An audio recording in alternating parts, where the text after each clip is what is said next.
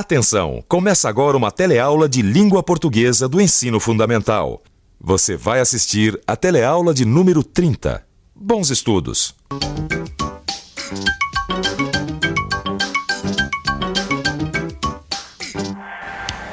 Quem? O quê? Quando? Como? Onde? Por quê?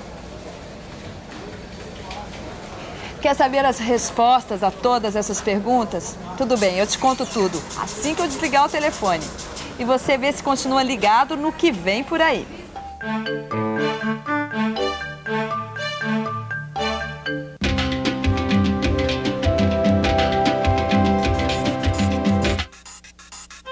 Nas aulas passadas, nós vimos como uma mesma história pode ter várias versões. Depende sempre de quem conta essa história. Você se lembra daqueles dois personagens, o Severino e o Manecão? Lembra como eles contaram a história do incêndio? Percebi uma enorme labareda, umas chamas fortes vindas do fundo do carro. Comecei a gritar. Pô, mas que bobeira, cara. Deixei os detalhes do final com os caras lá de baixo nível. Fui confiar, olha no que deu.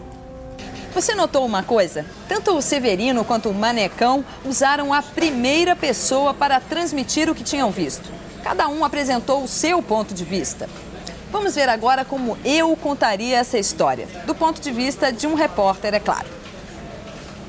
Ontem, terça-feira gorda de carnaval. Um incêndio toma conta de carro alegórico em desfile, em pleno desfile na avenida. Sambistas e foliões se dispersaram, alarmados com as proporções das chamas. A causa do incêndio foi um curto-circuito no sistema de iluminação da viatura. Quem terá sido o causador dessa tragédia para a escola de samba? Viu? Eu não usei a primeira pessoa. Num jornal, seja um jornal de televisão ou impresso, o repórter, em geral, não expressa o seu eu. A ideia é ser objetivo, imparcial. E a terceira pessoa passa essa impressão de objetividade. O Severino e o Manecão são personagens da história. Falando na primeira pessoa, eles levam a gente a ver as coisas como eles viram.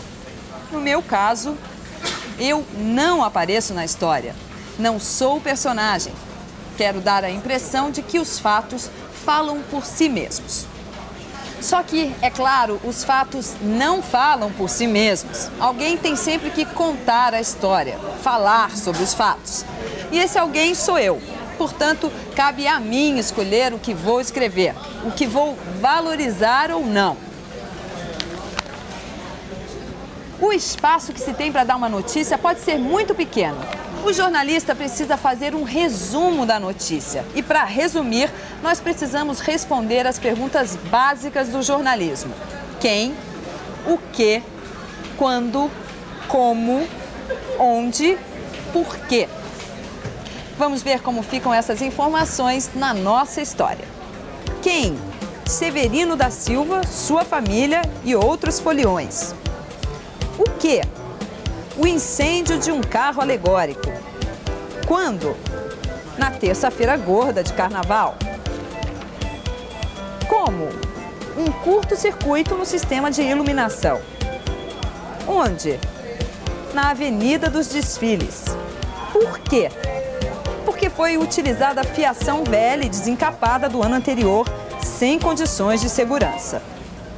Mas eu também posso dar essa notícia de outras maneiras. Posso escolher um dos elementos, quem, o que, etc., e valorizar cada um. Veja como. O eletricista Manecão montou o sistema de iluminação dos carros alegóricos utilizando material reaproveitado, sem condições de uso. Manecão ainda pediu a pessoas displicentes e irresponsáveis para fazer as verificações finais. Ou então, Severino da Silva, chefe de seção da empresa Hemobras Sociedade Anônima, foi pego de surpresa durante o carnaval por um incêndio súbito no carro alegórico em que se encontrava em plena Avenida dos Desfiles. Em pleno desfile de terça-feira gorda de carnaval, homens, mulheres e crianças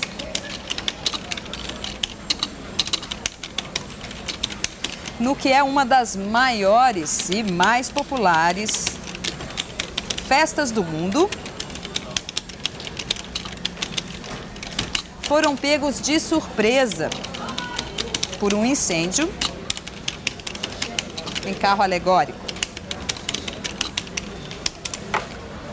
Ou, bem na Avenida dos Desfiles, no local da alegria e descontração,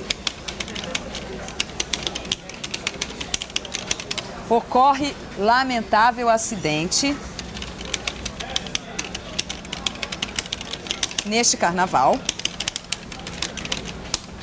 Um incêndio de um carro alegórico durante o desfile.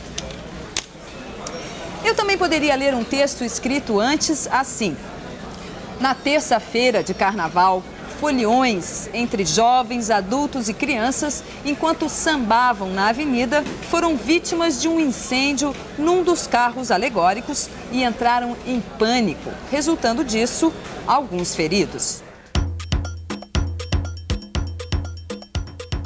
Como causa do lamentável acidente, foi detectada a utilização de material inadequado, que não obedecia às normas de segurança. Agora experimente você escrever uma notícia. Nós damos um mote e você escreve valorizando cada uma das 6 perguntas. O destaque de uma escola de samba se desequilibra e cai do alto de um carro alegórico, quebrando uma perna e um braço, em mais um triste acidente de carnaval. Este texto está no seu livro. Que tal bancar o repórter?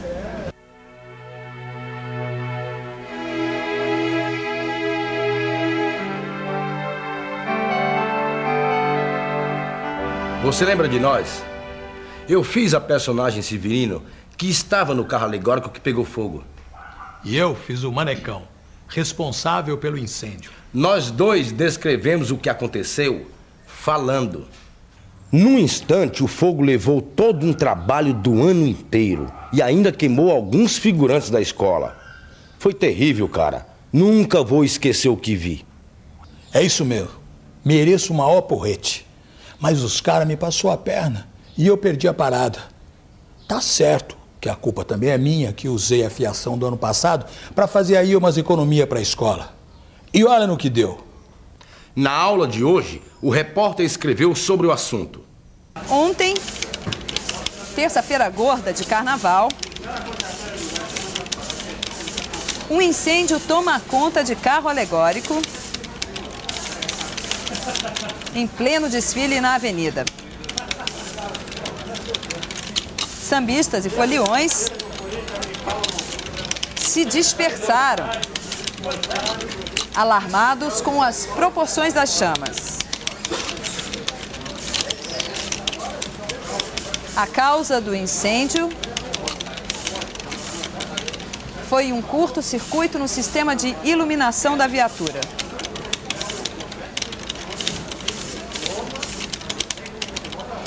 Quem terá sido o causador desta tragédia para a escola de samba?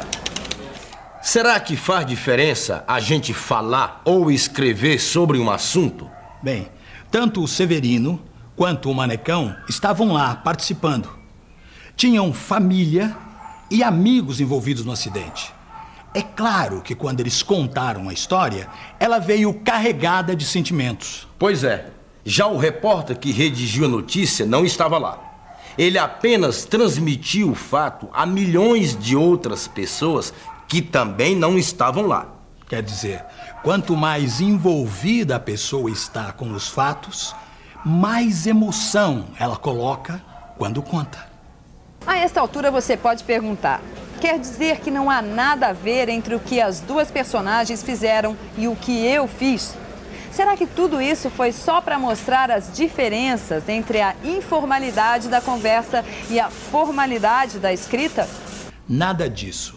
Nós queremos é que você preste atenção a uma coisa que todas as personagens fizeram. Cada um do seu jeito, é claro. Eu, como manecão, contei uma história. E eu, como Severino, contei uma história também, ora. E eu fiz exatamente o que os dois fizeram. Contei uma história. Contar histórias não é coisa de criança, não. Como você viu nas nossas aulas, todo mundo vive contando e ouvindo histórias. É assim que a gente se explica. Dá sentido às nossas vidas. E dá sentido às vidas dos outros. A nossa própria vida pode ser vista como uma história, mesmo que ninguém tenha contado ainda. A minha história, por exemplo, daria um romance de 1000 páginas. Logo que eu nasci... Ei, a gente não tá aqui para contar a nossa história. Eu sei, mas já que você tocou no assunto, quando eu tinha 7 anos...